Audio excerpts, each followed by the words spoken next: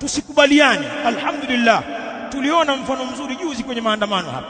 Pana watu walikimbilia huko msikitini na pikipiki zao walitolewa hapa. Mashaallah, rijalu da'wa, watu waliofahamu da'wa waliwafukuza hapa. Toa pikipiki yako, toka hapa, takifujo hapa, unakimbilia huko. Tulete balasis. Tairi zililetwa mpaka mbele hapa, hazikuchomwa hapa, zikaondolewa na vijana wetu hapa. Jazakumullahu khairan, Allah walipe khairi. Hayo ndio mambo ya kuyafanya, wafanye huko, sio kwenye eneo letu. Sasa kama haya mambo yatawauzi, si watatuvizia, watafanyaje? Sasa watakufa kwa malaria tu, yani wewe ufe na kuhara tu, lakini waogopa kusema haki mtadhuriwa na watu wa batil. Almubtil, mtu wa batil tumnyamazie. Wallahi tukinyamaza watu wa haki watapata jeuri watu wa batil.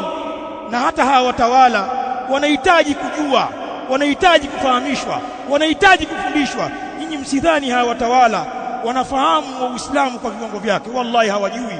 Wanahitaji kueleweshwa, wanahitaji maneno kama haya waelewe. Tuzungumzeni haki kwenye viwango vyake. Tumeshindwa kabisa katika maeneo yetu, upumbavu usitokee. Tusimruhusu yoyote, tudhibiti sisi wenyewe. Hili jambo hili litatupa salama sisi hapa duniani na mbele ya Allah subhanahu wa ta'ala.